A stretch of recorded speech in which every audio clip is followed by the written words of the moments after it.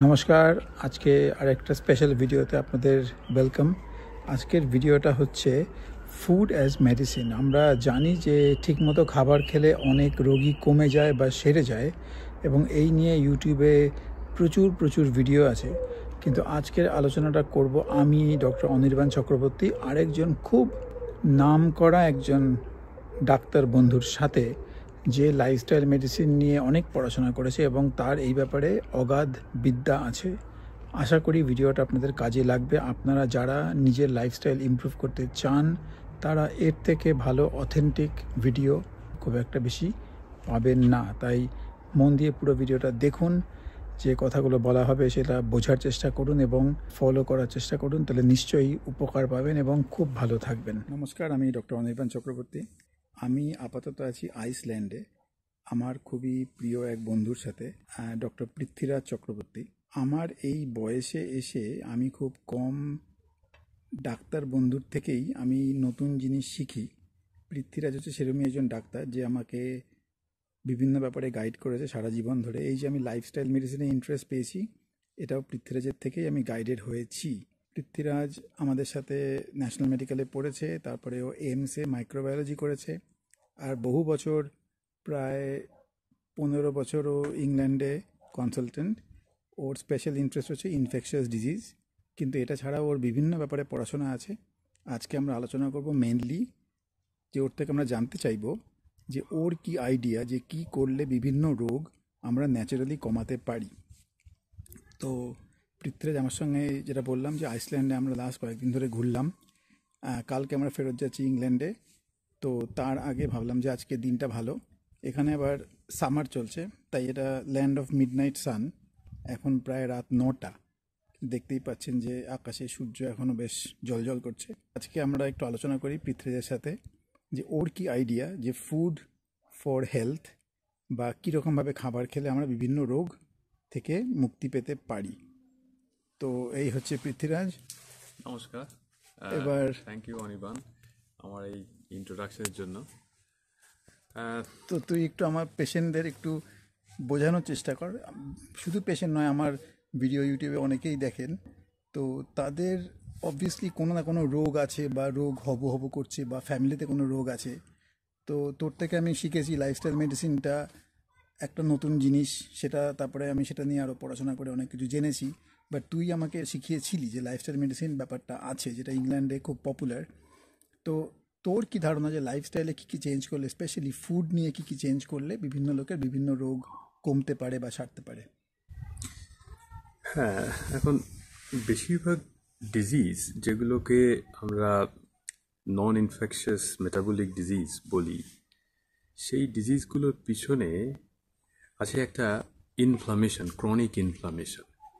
এই ক্রনিক ইনফ্লামেশনটার জন্যই most of the disease manifest করে আমাদের শরীরের মধ্যে। কিন্তু এই ইনফ্লামেশনটা চলতে থাকে বহু বছর ধরে। ধরো কারো যদি ডায়াবেটিস হয় অ্যাট দি এজ অফ 40, তার হয়তো প্রসেসটা স্টার্ট হয়ে গেছে বাই 20 অর ইভেন আর্লিয়ার। এবং দেখা গেছে যে মেজরিটি অফ দ্য টাইম এই ইনফ্লামেশনটার কারণ তা হচ্ছে আমাদের problem in the intestinal tract, মানে gut health. Gut health, yes. So in a way it is a gut health. এবং এটা আমাদের শুধু আজকের কথা নয়, এটা আয়ুর্বেদাতেও বহুদিন ধরে বলেছে যে সমস্ত ডিজিজের উৎসটাই হচ্ছে আমাদের ইন্টেস্টাইন। তো কাজেই কোনো ডিজিজকে যদি আমাকে ঠিক করতে হয়, রিভার্স করতে হয়, তাহলে প্রথমেই আমাদের ইন্টেস্টিনাল হেলথ বা গাট হেলথ সেইটাকে ঠিক করতে হবে। তো অফকোর্স দ্য গাট হেলথের প্রাইমারি মডালিটিটাই হচ্ছে ফুড, যেটা আমরা প্রত্যেক দিন এভরিডে আমরা কনজিউম করি। তো ফুড অ্যান্ড গাট হেলথ একটা অঙ্গাঙ্গিভাবে জড়িত। তো প্রশ্নটা হচ্ছে যে ফুড কিভাবে গাট হেলথকে ইমপ্রুভ করতে পারে? হ্যাঁ, নিশ্চয়ই। তো শুধু ফুড নয়, ফুড এবং ড্রিঙ্ক দুটোই কাম টুগেদার। এটা নিয়ে বলতে গেলে এটা একটা বিরাট বড় topic in a way. In শর্টে বলতে গেলে আমাদের আয়ুর্বেদের থেকেই শুরু করি। তাহলে ফুড সম্পর্কে আয়ুর্বেদাতে যেটা বলেছে যে আমরা কি খাবো, কিভাবে রান্না করব এবং কিভাবে খাবো, এই তিনটে ফ্যাক্টর ডিটারমিন করে যে ওই ফুডটার বডিতে কি আউটকাম হবে। তো কি খাবো, এটা তো একটা বিশাল বড় বড় এরিয়া।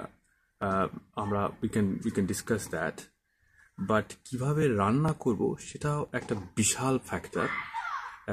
যে রান্না করার মধ্যে যেমন one of the commonest thing is the temperature of the food. এটা মোটামুটি এখন আমরা সবাই জানি যে যত হাই টেম্পারেচারে আমরা ফুডটাকে রান্না করব বা পাকাবো, তত কিন্তু ফুডের নিউট্রিয়েন্ট ভ্যালু কমে যাবে। আমি যদি কোনো সবজি কাঁচা খাই, যেমন শসা, লঙ্কা, এগুলো আমরা কাঁচা খেতে পারি, তার ফুড ভ্যালু হচ্ছে হাইয়েস্ট। হোয়ারাস যদি কোনো ফুডকে বয়েল করে খাওয়া হয়, যেমন আলুকে সেদ্ধ করে খেতে পারি, বা কোনো শাক বা অন্যকে ঢ্যাঁড়স বা উচ্ছে সেদ্ধ করে খেতে পারি, তাহলে সেটা টেম্পারেচার হচ্ছে 100 ডিগ্রি, তাহলে তার একরকম ফুড ভ্যালু। তারপরে আমরা যখন সেটাকে তেলে ভাজবো, তখন টেম্পারেচারটা গোজ অ্যাবাউট 250 ডিগ্রি। তো সেই ফুড ভ্যালুগুলো কিন্তু ওই তেলে যখন ভাজছি তখন অনেক কমে যাচ্ছে। আবার যদি কেউ ডিপ ফ্রাইড ফুড, যেটা আজকাল বাজারে সবসময় পাওয়া যায়, এই বিভিন্ন রকম কোম্পানির ফুড, যেগুলো ম্যাকডোনাল্ড বা ফাস্ট ফুড যেগুলো আমরা খাই, সেই ফুডের হচ্ছে ডিপ ফ্রাইড ফুড, সেটার মধ্যে temperature can go up to 300 to 350 degree. তো সেইখানে কোনো ফুড ভ্যালুই বেসিক্যালি থাকছে না। তাহলে সেটা একটা বিশাল একটা ইম্পর্টেন্ট জায়গা। তাহলে আমরা যদি, যখন আমাদের কোনো একটা ডিজিজ বা সমস্যা হচ্ছে, তাহলে আমাদের কিন্তু এই কুকিং প্রসেসটার উপরে প্রথম নজর দিতে হবে। তাহলে অবভিয়াসলি যে রান্নার স্টাইলটা এটা ইম্পর্টেন্ট, সেটা নিয়ে আমি ডিটেলে কোনো ভিডিও বানাইনি, এখন আমি হয়তো পরে বানাবো। বাট রান্নার স্টাইল তো বুঝলাম যে যত কম টেম্পারেচার তত ভালো।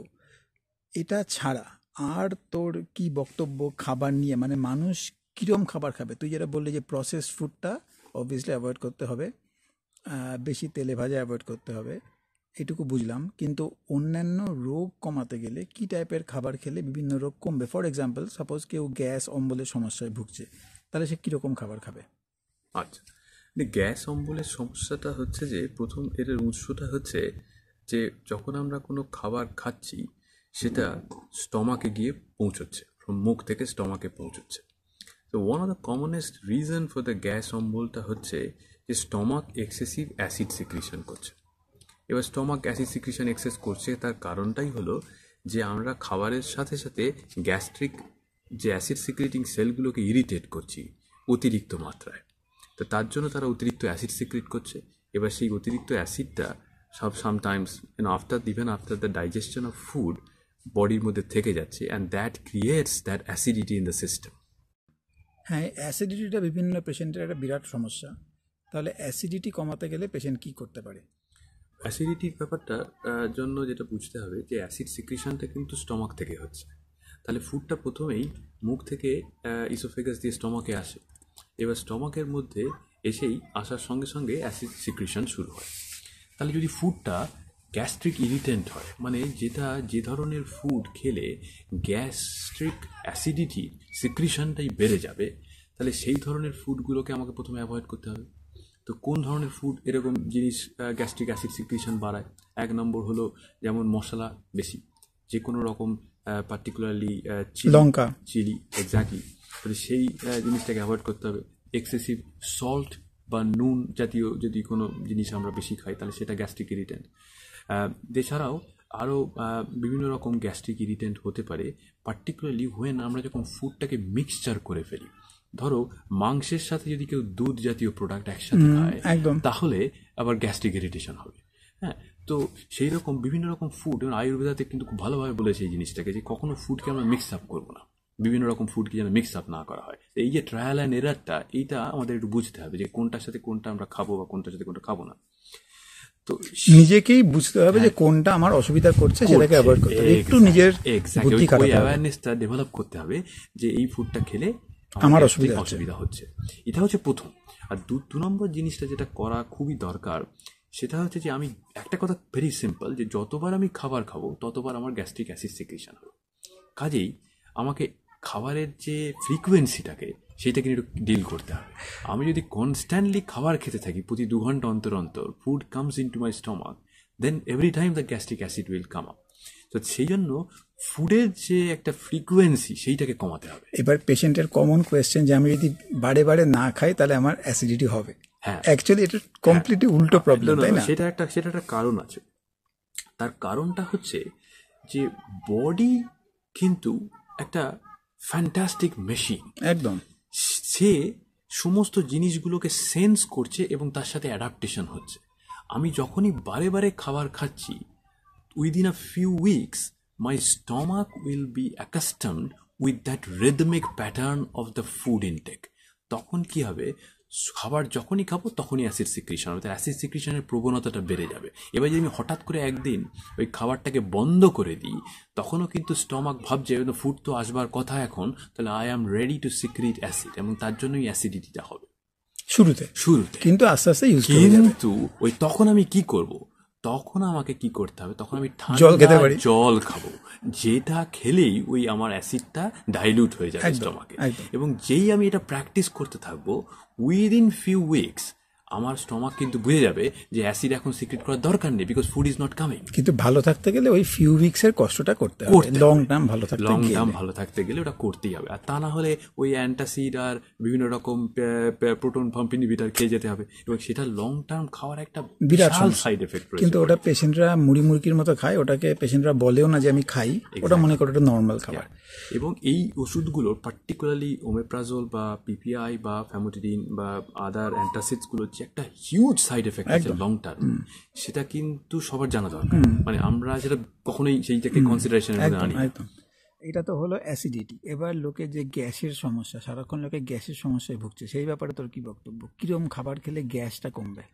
হ্যাঁ, গ্যাস মানে হলো যে again the thing is that food interaction, এই ফুড ইন্টারাকশন যেটা আমাদের ডাইজেস্টিভ সিস্টেম হ্যান্ডেল করতে পারে না, সেই ধরনের ফুড অ্যাকচুয়ালি ক্রিয়েটস আনকমফর্ট বা discomfort, the gas formation in the system. তো যে ধরনের ফুডগুলো সাধারণত ইন্টেস্টাইনাল ইনজুরি করে, এবং that is one of the main reason এই প্রবলেমটা ক্রনিসিটির জন্য। মানে ধর, আমরা যদি খুব বেশি ভাজাভুজি খাই, এই ভাজাভুজি খাবার মানেই হলো যে তেলটা যখনই 250 ডিগ্রি সেন্টিগ্রেডের ওপরে চলে যাচ্ছে এবং লিটল বিট লঙ্গার আমরা এই প্রসেসটাকে ক্যারি করছি, অয়েল বিকামস অ্যালডিহাইড। অ্যালডিহাইড আমাদের কিন্তু ইন্টেস্টিনাল হেলথের জন্য একেবারে বিষ। ওই অ্যালডিহাইডটা কী করে, যে নর্মাল ইন্টেস্টিনাল সেলগুলোর যে প্রোটিনসগুলোকে থাকে সেটাকে অক্সিডাইজ করে দেয়, এবং অক্সিডাইজ করলেই ওই সেলগুলোর যে normal capability of food handling, absorption as well as digestion, সেইটা খুবভাবে জিওপটাইজড হয়। সেই সেলগুলো মরে যায় এবং ধীরে ধীরে সেগুলো আবার রিপ্লেস হয়। যতক্ষণ পর্যন্ত সেটা না হচ্ছে ততক্ষণ ফুডের ডাইজেশনটা কিন্তু ইনকমপ্লিট থাকে, ওই জন্য গ্যাসটা হয়। এবং বারবার এই প্রসেসটার জন্য আমরা যে হিলিংটা করতে দিচ্ছি না, because we constantly don't stop eating the right wrong food.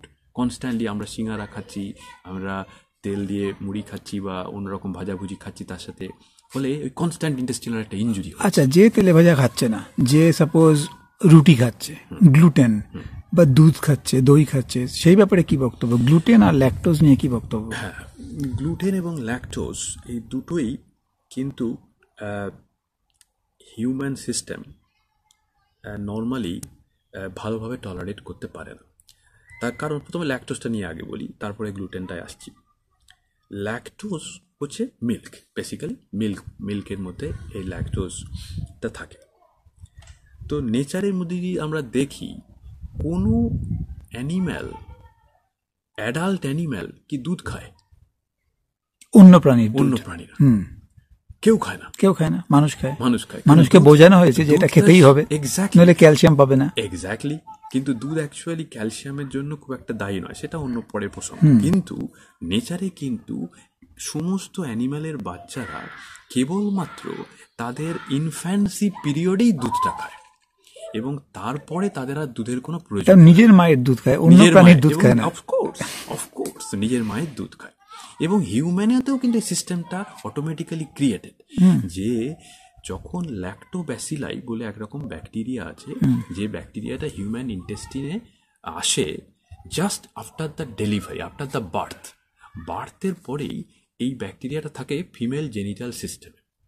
So যখন বেবি মায়ের জেনিটাল সিস্টেম দিয়ে পাস হচ্ছে, that is the time they suck the genital fluid and the lactobacilli come and colonize in the gut, and they stay there for about 6 months to 1 year, maximum 2 years, for the digestions of mother's milk.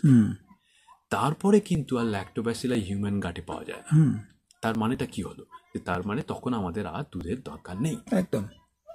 তো সেই জন্যে এবারে lactose intolerance মানেই হলো, এবারে আমরা যদি বড় বয়স অবধি দুধ খেয়ে যেতেই থাকি এবং কনসেন্ট্রেটেড মিল্ক, গরুর দুধ কিন্তু হিউম্যান মিল্কের থেকেও কনসেন্ট্রেটেড মিল্ক যদি খেয়ে যেতেই থাকি, তখন কিছু লোকের ইন্টেস্টাইন ল্যাকটোজ ইনটলারেন্স হতেই আসতেই পারে। আচ্ছা, আর গ্লুটেন ব্যাপারটা আরো বড় সমস্যা। সেটা হলো যে আমি জানি এই প্রত্যেকটা টপিকের ওপর তুই 1 ঘন্টার লেকচার দিতে পারিস, বাট আমাদের অত সময় নেই, তাই অল্প অল্প করে বলতে হবে, বাকিগুলো পরে ভাবা যাবে আবার ভিডিও করা যায় কিনা। গ্লুটেন ব্যাপারটা কিন্তু আরো অনেক বড় সমস্যা এবং সেটা ওয়ার্ল্ড ওয়াইড, এটা বড় বিশ্বব্যাপী সমস্যা। তার কারণটা হচ্ছে গ্লুটেন জিনিসটা কোনোদিনও আমাদের পৃথিবীতে ছিলই না।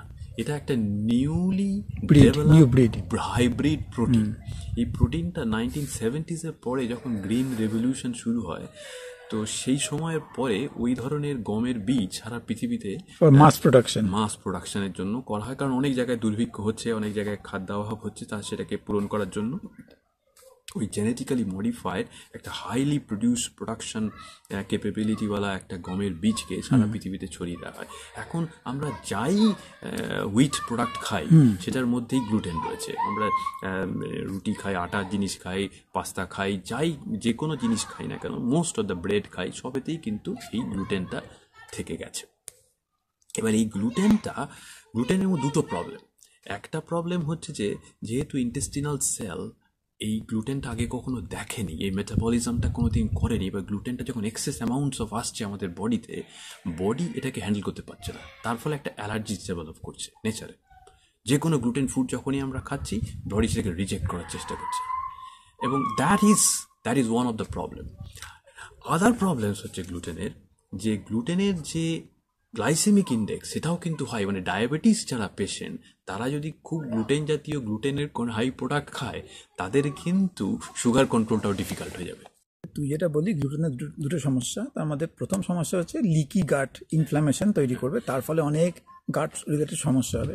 আর সেকেন্ড হচ্ছে যে রুটি খাওয়া ভাতের থেকে কোনো অংশে ভালো নয় যদি ডায়াবেটিক হয়। এই নিয়ে আমার 2টো ভিডিও আছে, যে ভাত খাবেন না রুটি খাবেন একটা, আর এটা যে রুটি যদি খেতেই হয় কিরমভাবে খাবেন যাতে বিরাট সুগার স্পাইক হবে না। বাট বেসিক ব্যাপার হচ্ছে গ্লুটেন ইনসেনসিটিভিটি একটা বিরাট সমস্যা, যার ফলে গ্যাস একটা ম্যানিফেস্টেশন হয় বিভিন্ন পেশেন্টের। যার গ্যাসের সমস্যা তাকে গ্লুটেন এবং ল্যাকটোজ কয়েকদিন বন্ধ করে দেখতে হবে ইমপ্রুভমেন্ট হলো কি। একদম তাই। তার জন্য অল্টারনেটিভ হিসেবে কিন্তু আমরা গ্লুটেনের অল্টারনেটিভ হিসেবে মিলেট খেতে পারি, মিলেটের রুটি খেতে পারি, রাই আছে, বাজরা আছে, যেগুলো পুরনো শস্য, এক্স্যাক্টলি যে শস্যের মধ্যে গ্লুটেন নেই, সেই রকম জাতীয় শস্য আমরা খেতে পারি। এটা হচ্ছে জেনারেল পেশেন্টদের জন্য অ্যাডভাইস। আচ্ছা, আমাকে এবার অল্প করে বিভিন্ন রোগ, এখন তো ডায়াবেটিস রিভার্সাল খুবই কমন ইন্ডিয়াতে। ডায়াবেটিস রিভার্সাল আমার বহু পেশেন্টই করছে। অনেকেরই সন্দেহ যে ডায়াবেটিস রিভার্সাল হয় কি না। এবার ইংল্যান্ডে তো এটা একটা এস্টাবলিশড, এটা নিয়ে রিসার্চও হয়েছে, আমেরিকাতেও এস্টাবলিশড। তো ডায়াবেটিস রিভার্সাল তো খালি খাবার দিয়েই পসিবল। আমি তো যেটা গাইড করি পেশেন্টদের, যে খাবার দিয়ে কি করে ডায়াবেটিস রিভার্সাল করা যায়, সেই ব্যাপারে যদি কিছু বক্তব্য থাকে। ডায়াবেটিস অথবা মেটাবলিক, যে কোনো সব মেটাবলিক ইলনেস, শুধু ডায়াবেটিস নয়, তার সঙ্গে তো আরো 9খানা 10খানা রোগ একসাথে আসে, সেগুলো নিয়ে। একদম তাই। মেটাবলিক ডিজিজ, সমস্ত মেটাবলিক ডিজিজগুলোই, including diabetes, including coronary artery disease, যেটাকে আমরা হার্ট অ্যাটাক বলি, কিডনি ডিজিজেস, সমস্ত ডিজিজগুলোই কিন্তু রিভার্সেবল। একদম।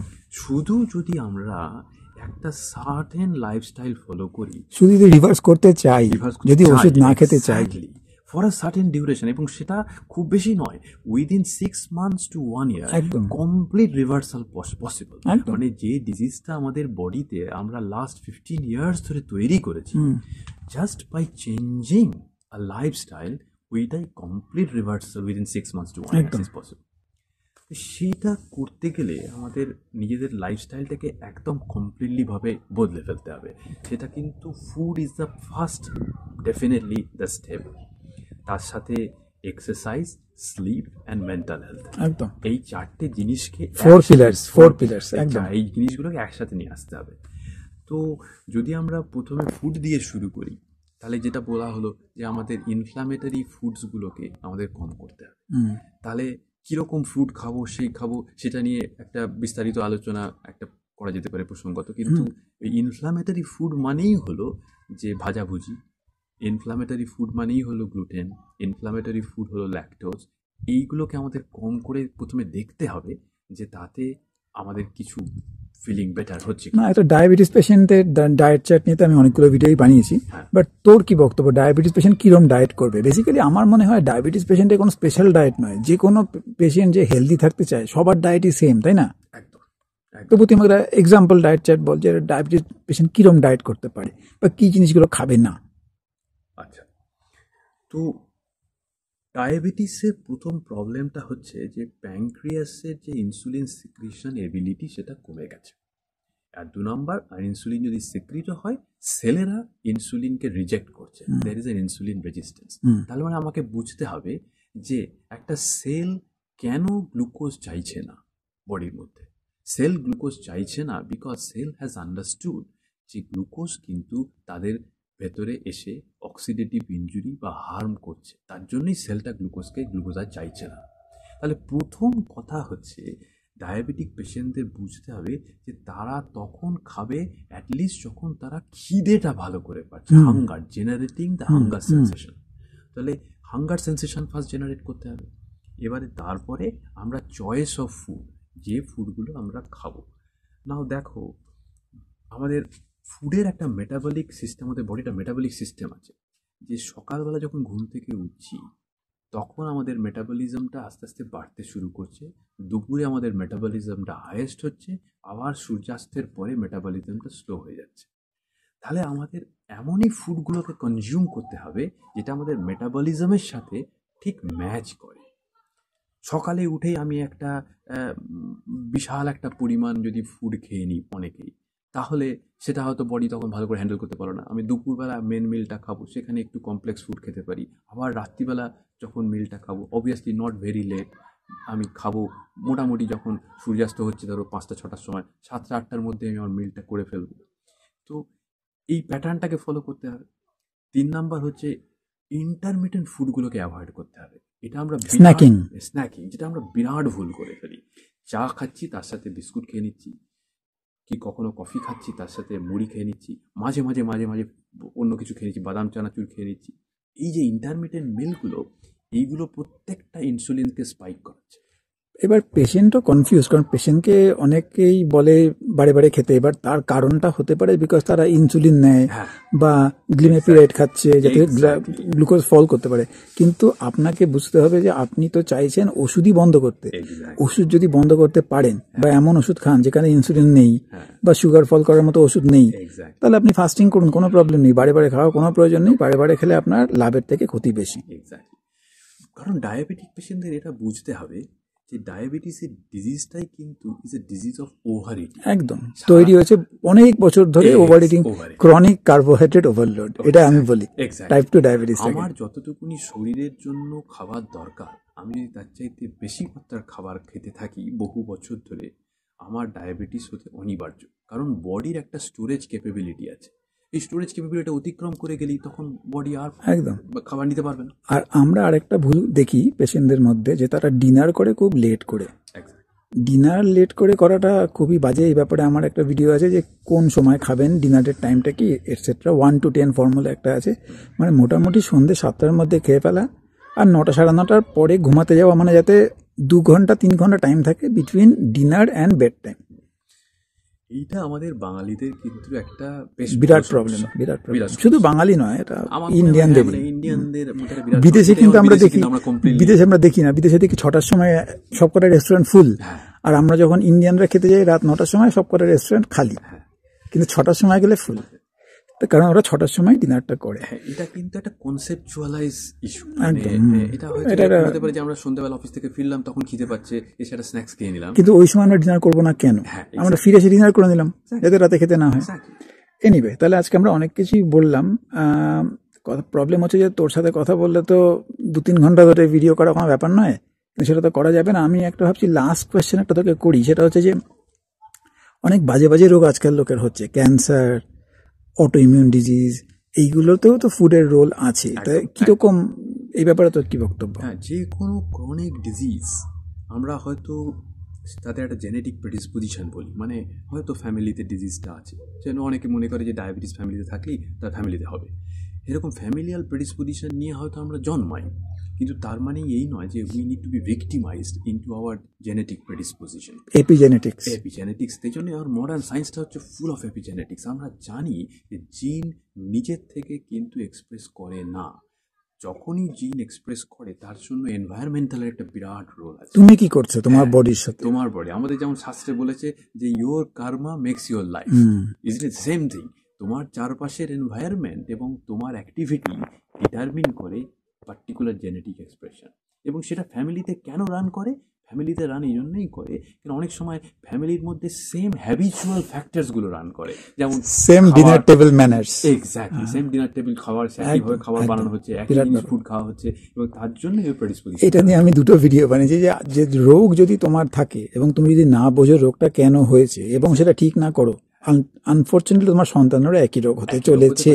এটা হতে পারে, যেটা একটা খুব বাজে ব্যাপার, বাট হতে চলেছে। আমার মনে হয় পেরেন্টিংটা ইজ ভেরি ভেরি ইম্পর্টেন্ট। এই বাচ্চাদের পার্টিকুলারলি আমরা যখন বড় করি, গ্রো করি, ওই যে আর্লি টাইমটা, মানে up to the age of 7 years, তখন কিন্তু এডুকেশন দেওয়া, সমস্ত ডেভেলপমেন্ট হচ্ছে, ব্রেনের ডেভেলপমেন্ট হয়ে যাচ্ছে, গাটের ডেভেলপমেন্ট হয়ে যাচ্ছে, সমস্ত অর্গানসগুলোর ডেভেলপমেন্ট। ওই সময়টা যদি খাবারটা আমরা ঠিক মতো না ওদের দিতে পারি, ইট is a massive influence for their epigenetics for the next 20 years of their life. হ্যাঁ, আনফর্চুনেটলি বাচ্চারা দিন শুরু করে গরুর দুধের সাথে কর্নফ্লেক্স, আর বারে বারে স্ন্যাকিং করে, প্রচুর সুগার খায়, আর আজকালকার দিনে তো এক্সারসাইজও করে না, আর মোবাইল ফোন দেখে, রাতের ঘুমটাও ভালো হয় না, সারাক্ষণ তারা স্ট্রেসড। এনিওয়ে, বাচ্চাদের নিয়ে আমার একটা ভিডিও আছে, যারা ইন্টারেস্টেড দেখে নেবেন। লাস্ট আমরা একটু আলোচনা করি ক্যান্সার নিয়ে, বিকজ ক্যান্সারটা নিয়ে সবাই খুব চিন্তিত, বাট ফুড কিন্তু ক্যান্সারে একটা বিরাট রোল প্লে করে। শুধু ফুড নয়, মানে সব কিছুই। যে 4টে পিলার আমরা আলোচনা করলাম, সেই ব্যাপারে কি বক্তব্য? কিরকম খাবার খেলে ক্যান্সার হওয়ার চান্সটা কম? সব রকম cancer. So cancer again is a kind of body's last kind of resort to expel a chronic poisonous substance which has gone inside the system. Over time, over many years. Exactly. তো যখনই কারো cancer হবে তখন বুঝতে হবে যে তার বডির মধ্যে কোনো একটা পয়জন সামহাউ সেটা কিন্তু কনস্ট্যান্ট এক্সপোজার হচ্ছে। তো এই পয়জনটা আমাদের এনভায়রনমেন্ট থেকে আমাদের বডির মধ্যে ঢুকছে, তো সেটা মোস্টলি ঢুকছে খাদ্যের মধ্যে দিয়ে। কিন্তু আজকের দিনে বহু আরও সোর্স রয়েছে। ফর এক্সাম্পল কমনেস্ট হচ্ছে এয়ার পলিউশনের মধ্যে দিয়ে আমাদের বহু পয়জন আমাদের লাংসে ঢুকছে। অফকোর্স যারা স্মোকিং করে তাদের এক্সট্রা আরও একটা পয়জন ঢুকছে বডিতে। Alcohol is a big poison, constant drinking of alcohol, that is another toxicity. Similarly বিভিন্ন খাবারের মধ্যে রয়েছে প্রেজারভেটিভস, ফ্লেভারিং এজেন্টস, বিভিন্ন রকম unknown chemical agents, unknown chemicals. These are hugely toxic when there are carcinogens, when chronic exposures body build up করছে. Pesticides is a risk, and then of course plastic poisoning in the modern days. So এইগুলো কিন্তু সবই আমরা unavoidable. আমরা এগুলো তাহলে আমরা কিরম খাবো? তো দেখো, সবগুলোকে তো আমরা অ্যাভয়েড করতে পারবো না। কলকাতায় থাকলে পলিউশন তো কমপ্লিটলি অ্যাভয়েড করা যাবে না, কিছুটা এক্সপোজার হবেই।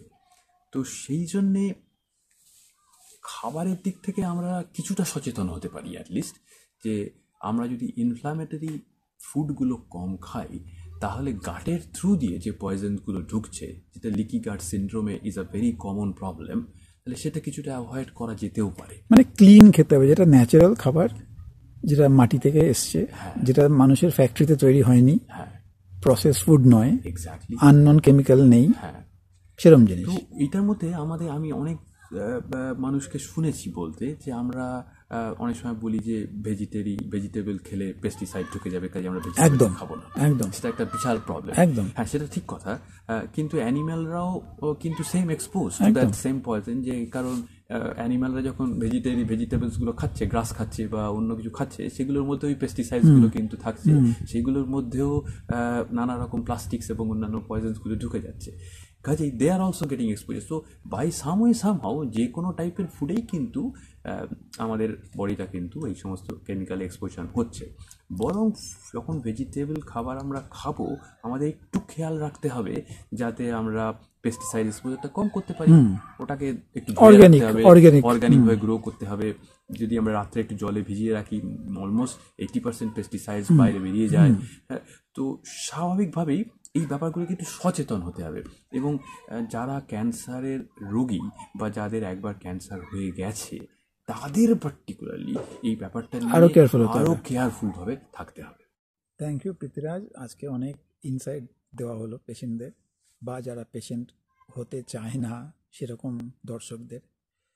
তো আমরা তো আলোচনা করে যেতেই পারি ঘন্টার পর ঘন্টা জুড়ে, কিন্তু সেটা তো আর পসিবল নয়। তো আবার সুযোগ পেলে তোর সাথে বসা যাবে। আর আশা করি ভিডিওটা আপনাদের কাজে লাগলো, এটা মন দিয়ে দেখবেন। আর এখানে অনেক ইম্পর্টেন্ট টিপস পেয়েছেন, সেগুলো ফলো করার চেষ্টা করবেন, তাহলে সবাই নিশ্চয়ই ভালো থাকবেন। পরে একটা অন্য ভিডিও দেখা হবে। নমস্কার।